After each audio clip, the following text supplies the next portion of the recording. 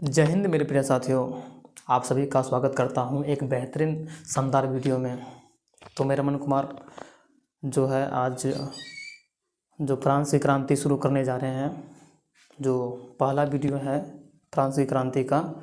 तो फ्रांस की क्रांति जो है आज हम लोग पढ़ने वाले हैं। देखिए, फ्रांस की क्रांति से जो है सभी एग्ज़ाम में क्वेश्चन जो है पूछा जाता है। बहुत ही इम्पोर्टेंट क्रांति है, जितना भी इम्पोर्टेंट क्रांति है हम कराने वाले हैं।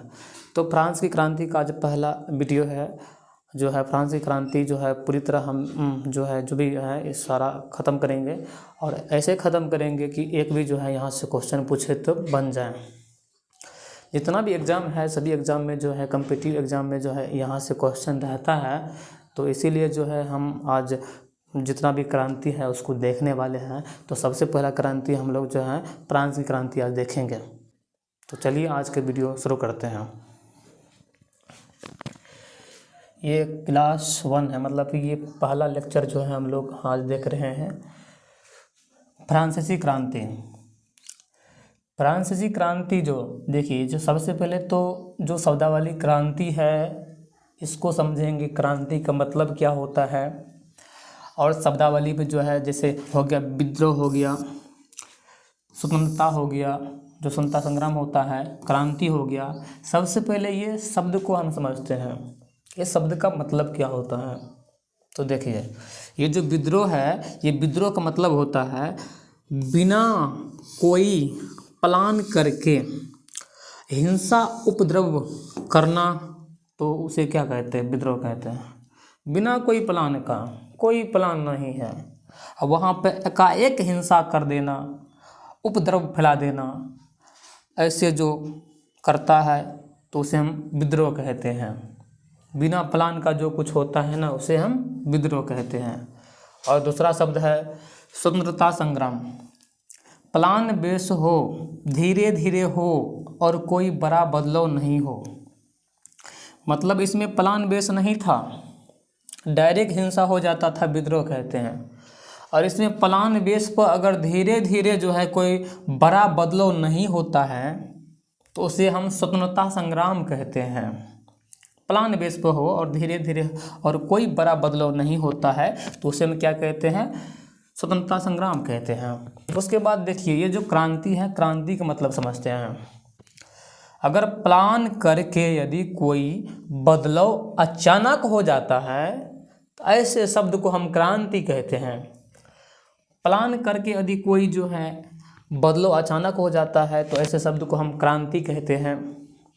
तो ये जो शब्द है, ये शब्द को समझने के बाद ही हम आगे जो है समझने वाले हैं।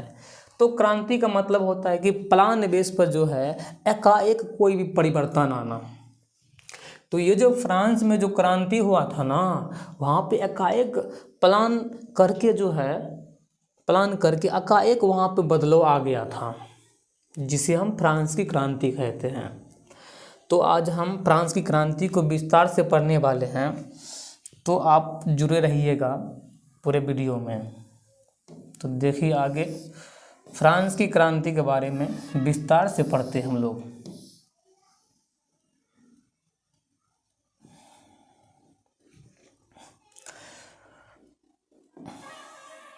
देखिए, फ्रांसीसी क्रांति। फ्रांसीसी क्रांति हुआ था क्यों, कारण क्या था, इसका शुरुआत कैसे हुआ था। संवैधानिक राजतंत्र यहाँ पे मांग था इसका, फ्रांस की क्रांति का। गणतंत्र की स्थापना करना चाहता था।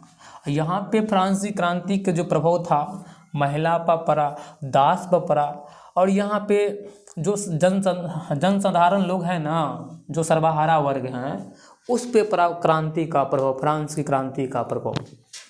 ये फ्रांस की क्रांति के बहुत सारे कारण थे। उस कारण में ये संवैधानिक राजतंत्र चाहते थे, ये गणतंत्र की स्थापना करना चाहते थे, और ये फ्रांस की क्रांति से महिला और दास जो व्यापार चल रहा था, और ये जो जनसाधारण लोगों की बात थी, उस पे आवाज़ उठाया गया। और ये फ्रांस की क्रांति सर्वहारा वर्ग की क्रांति था। इसमें मांग था कि सभी के मतलब कानून के समक्ष हमको समानता दीजिए, हमको स्वतंत्रता दीजिए, और बंदूक के नारा देते हुए जो है फ्रांसीसी क्रांति किया और कहता था ये जो राजतंत्र है इसको संवैधानिक राजतंत्र बनाइए और संविधान से चलना चाहिए, राजा होना चाहिए कोई दिक्कत नहीं है, लेकिन राजा संविधान के अनुसार चलना चाहिए। ये फ्रांस की क्रांति का जो है उद्देश्य था। और इसमें जो है कहता था ये जो राजतंत्र का मतलब क्या होता है, राजतंत्र का मतलब होता है राजा के बेटा ही राजा बनेगा। राजतंत्र का मतलब होता था राजा के बेटा ही राजा बनेगा और मनमानी करेगा, अपने से जो भी कुछ जो है मन में आता है वही करता है।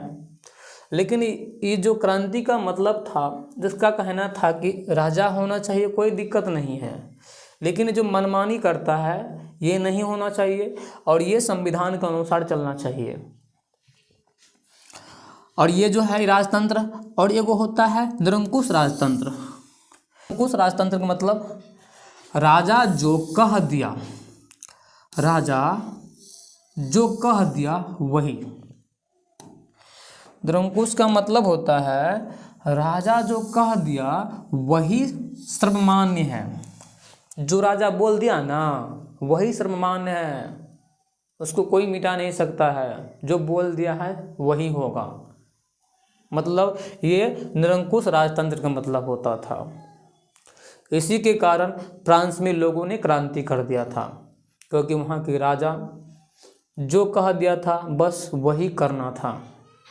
जिसके और यहाँ पे देखिए ये समझाते हैं जो राजतंत्र मतलब होता है राजा का बेटा ही राजा बनेगा। निरंकुश राजतंत्र मतलब होता है राजा जो कह दिया वही सर्वमान्य है। संवैधानिक राजतंत्र मतलब होता है कुछ संस्थाएं राजा के कार्य पर अंकुश लगाएगी।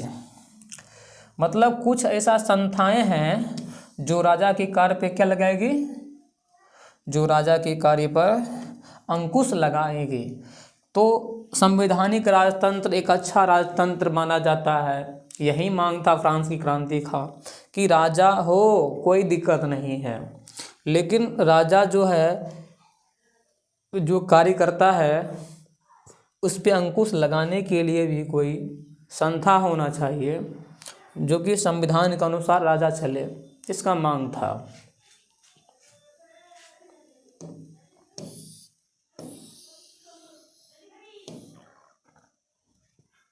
देखिए वो आपको अभी दिखाए थे संवैधानिक राजतंत्र, अभी समझने वाले हैं गणतंत्र के बारे में। गणतंत्र जहाँ राष्ट्रीय ध्वज निर्वाचित होते हैं उस देश को हम गणतंत्र देश कहते हैं। जैसे अपना भारत अभी गणतंत्र है क्योंकि यहाँ पर सरकारों को चुना जाता है लोगों के द्वारा।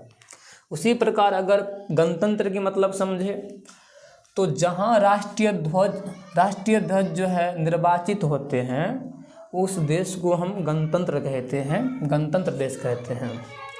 देखिए फ्रांसीसी क्रांति के जो कारण थे वो कारण थे सामाजिक कारण, राजनीतिक कारण, दार्शनिक कारण और आर्थिक कारण।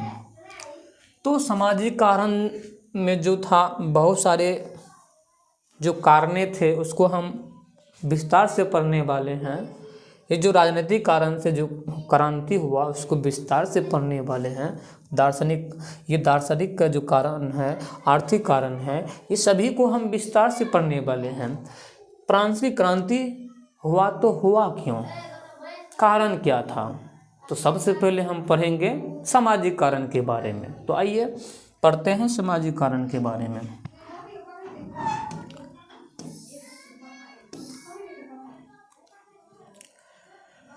तो देखिए सामाजिक कारण जो था फ्रांस की क्रांति के होने का, 1789 तक फ्रांस के समाज को प्राचीन राजतंत्र कहते थे।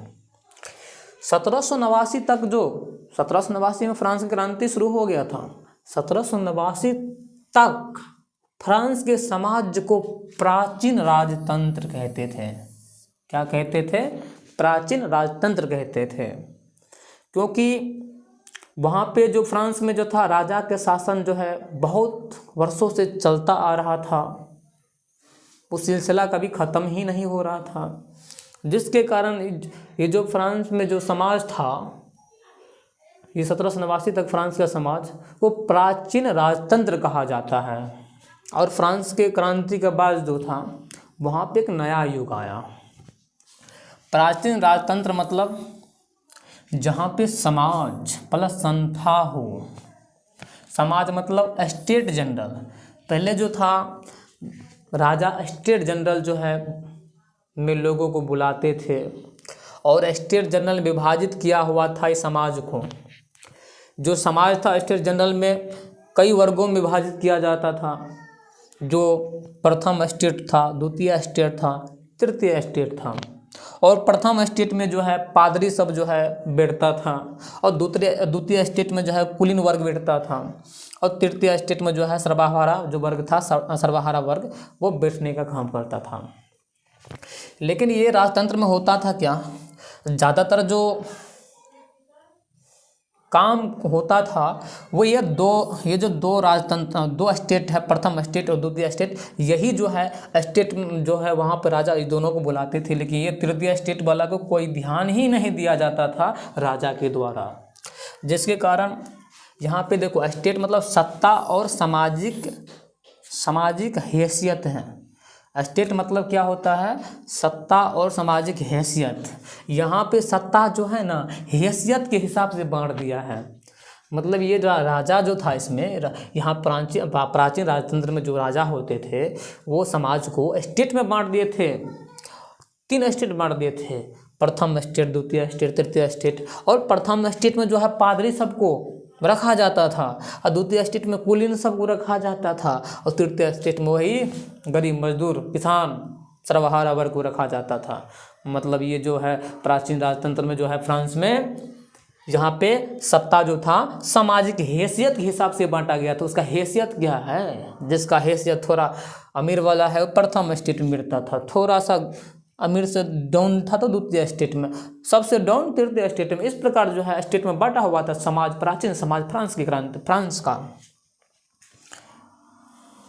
देखिए समाज में जो है बांट दिया था। फ्रांस में जो है जो राजा होता था वो समाज को बांट दिया था 3 वर्गों में।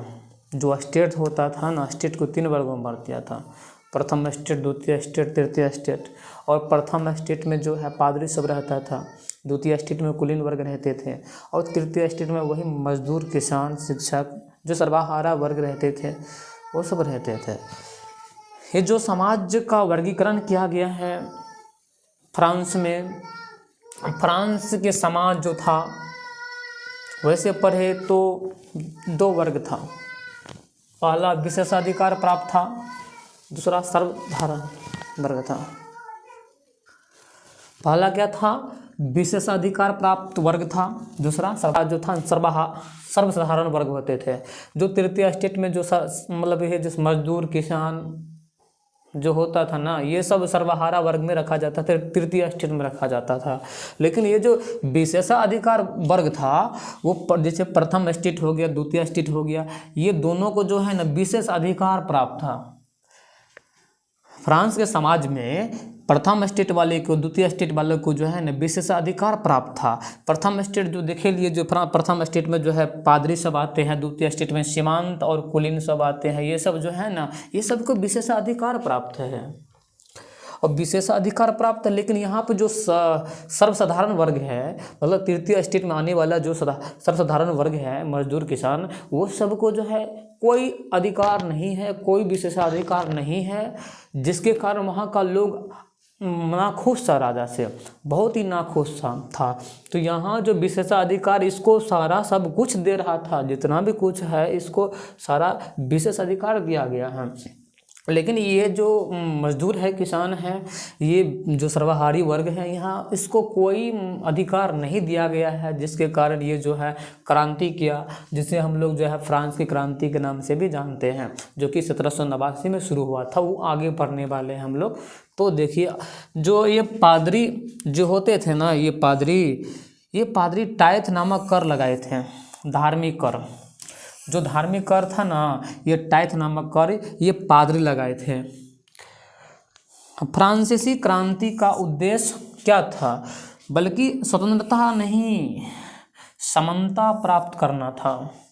जो फ्रांस का जो क्रांति था उसको स्वतंत्रता प्राप्त नहीं करना था, वो कहता था हमको समानता चाहिए, मतलब समानता चाहता था। वो समानता के लिए जो है वो संघर्ष किया, क्रांति किया, क्रांति, और वो क्रांति का नाम हुआ फ्रांस की क्रांति।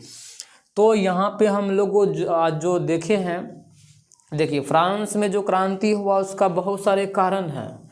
उस कारण में जो है, जो पहला कारण है सामाजिक कारण, उसको आज हम पढ़े हैं इस वीडियो में। तो उसके बाद जो राजनीतिक कारण है उसको हम लोग अगले वीडियो में जो है पढ़ेंगे। लेकिन यहाँ पर जो पढ़े हैं आज उसको रिवीजन कर लेते एक बार।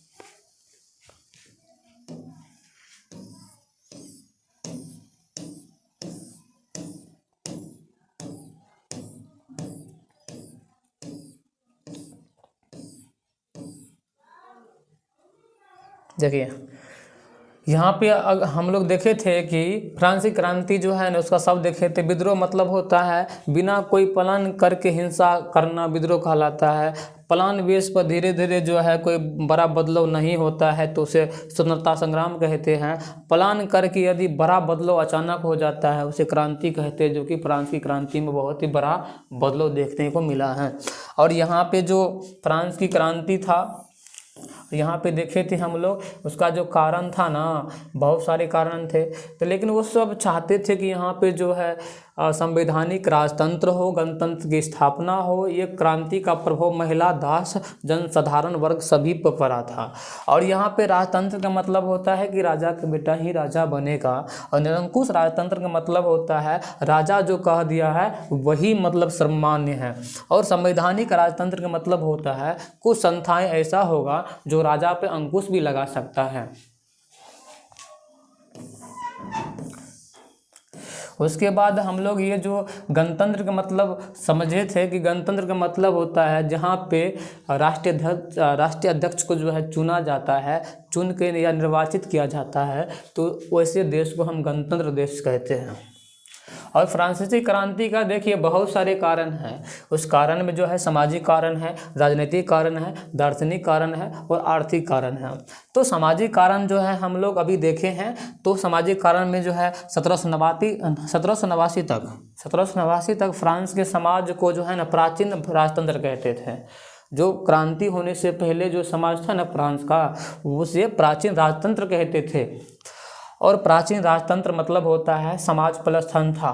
समाज तो था, स्टेट में बांटा हुआ था। जो प्राचीन राजतंत्र था ना उसमें समाज स्टेट में बांटा था, और स्टेट 3 गो स्टेट थे, प्रथम स्टेट, द्वितीय स्टेट, तृतीय स्टेट। प्रथम स्टेट में पादरी सब रहते थे, द्वितीय स्टेट में कुलीन वर्ग रहते थे, तृतीय स्टेट में जो है सर्वहारा वर्ग रहते थे, किसान, मजदूर, शिक्षक सब जितना भी आता है। उसके बाद यहाँ पे देखिए स्टेट का मतलब होता है सत्ता और सामाजिक हैसियत। मतलब यहाँ पे सत्ता जो है बांटा गया है सामाजिक हैसियत से। जो थोड़ा अमीर आदमी था उसे प्रथम स्टेट में रखा गया था, थोड़ा इससे मतलब गरीब था उसको रखा गया द्वितीय स्टेट में, जो सबसे गरीब था उसे तृतीय स्टेट में रखा गया था। और हम लोग जो है फ्रांस के समाज को जो है देखे हैं कि 2 वर्गों में बांटा है समाज को, जो कि एगो विशेषाधिकार प्राप्त समाज था, एगो सर्वसाधारण समाज था। और विशेषाधिकार समाज में जो है प्रथम स्टेट में जो पादरी सब आता है इसको विशेषाधिकार प्राप्त था, और द्वितीय स्टेट में जो सामान्य कुलीन वर्ग जो रहता था इस सबको विशेषाधिकार प्राप्त था। और ये सर्वहारा वर्ग को जो है तृतीय स्टेट में रहने वाले को कोई अधिकार नहीं था, जिसके कारण फ्रांस की क्रांति हुआ। और ये पादरी जो था, पादरी ये धार्मिक कर जो है टैक्स नामक कर लगाए थे, धार्मिक जो है टैक्स नामक कर लगाए थे। और फ्रांसीसी क्रांति का जो उद्देश्य था ना सिर्फ स्वतंत्रता नहीं बल्कि समानता भी था। समानता प्राप्ति करने के लिए जो है फ्रांसीसी क्रांति हुआ है।